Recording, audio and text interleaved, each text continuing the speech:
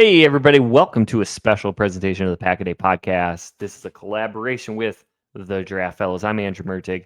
That is Kyle Fellows, and together we are the Draft Fellows. Over the next few months, we'll be doing a series that covers picks 1 through 32 of the upcoming NFL draft, that team's biggest need, and who they should be considering at that pick.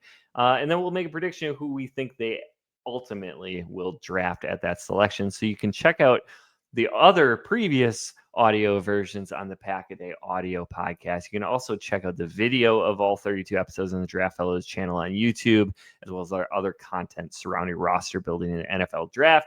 Kyle, how are you doing? I am doing amazing and super excited to continue this series with you on the clock. It's been really fun. We're 2 episodes in. Of course, we've talked Tennessee Titans. We've talked Cleveland Browns last time at picks 1 and 2.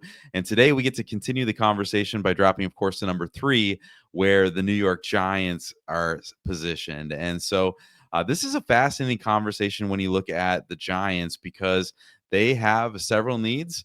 And they have one really obvious need that I think everyone is talking about, but it's pretty early in the process. So it may be a mistake just to assume that quarterback is the only thing that they could do in this draft class, especially because at 3, maybe you're not guaranteed to have one fall to you. So, of course, thanks to Hard Knocks last year, we know that New York certainly flirted with doing something different at quarterback even last year. And now with Daniel Jones gone, Drew Lock on the way out via free agency, it's definitely hard to ignore that quarterback position. But they could also go offensive tackle early in this draft.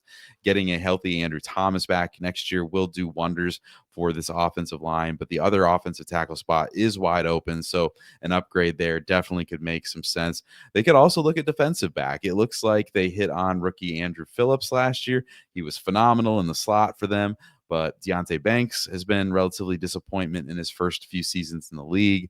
And Adoree Jackson is a free agent at this point. So they also, if you just want to go deeper at the defensive back position, love Tyler Nubin. They got him in the door last year, and I think you're excited about the upside there. But they are still feeling the absence of Xavier McKinney, who went to Green Bay as a free agent last year. So could also look at safety. So lots of options here at the top of the board for these New York Giants. Yeah, and I don't think at pick 3, a trade down here is particularly realistic. This is a general manager and head coach fighting for their jobs. And I think they probably want to tie themselves to a young quarterback to show some promise, show some upside for the future, tell ownership, hey, maybe you should keep us around because we put this in place. So maybe they are a trade up candidate if they feel threatened that someone would jump them to get to their quarterback of choice. We talked about this in the previous episodes with the Titans and then the Browns. They might be looking to drop down. And if there is a team that is trying to leapfrog the Giants, they may well feel the value to move from 3 to 1 or 3 to 2 is very attractive. If Tennessee and Cleveland are not pursuing quarterbacks themselves. So I think when you take a look at the players that could be considered here, of course, this is going to be a little redundant with some of our previous episodes if you check those out, because we're talking about the top of the draft. So, the big quarterbacks, Cam Ward, Shedeur Sanders, who do you like there? I always say it's the flavor of ice cream you like because they're very different quarterback prospects, but each appealing in their own right. Abdul Carter, the edge rusher, I think that is somebody that every team should consider, no matter how you feel about your edge room. The Giants have so much invested in the defensive line. It would just be hilarious to me, but wow, good luck blocking that. Yeah. And then Travis Hunter, you mentioned that need at defensive back. He's certainly going to be really, really great there. He also gives you some upside in offense. So if you have some packages where you can throw him out opposite of Malik Neighbors, that's going to be fun as well. So now we move over to the part of the show where we predict what they're going to do. So Kyle, you get to go first. Yeah, this is a tough one. And because I think the easy thing is maybe the right thing here. And I predict that they're probably going to get anxious. I think there's a fair chance that come end of April, we'll actually potentially see the Giants actually picking at 1 overall. I think that they might want to get up and instead of being at 3, get their pick of the litter there at 1 to get the quarterback. Maybe if they stay at 3, maybe you look at Abdul Carter, Travis Hunter. But I think there's a team at 1 who may be willing to come down a little bit to take one of those guys as well. So I think we may see the quarterback be the player that they fall in love with, one of those guys. I'm a Cam Ward guy, and so that's the way I would go. But I think Sanders' name and star power will have an appeal to an organization that just let Saquon Barkley walk out the door and then got to celebrate a Super Bowl on national television in front of the entire country. So I think getting someone with a little bit of that star power back in the building might appeal to these New York Giants.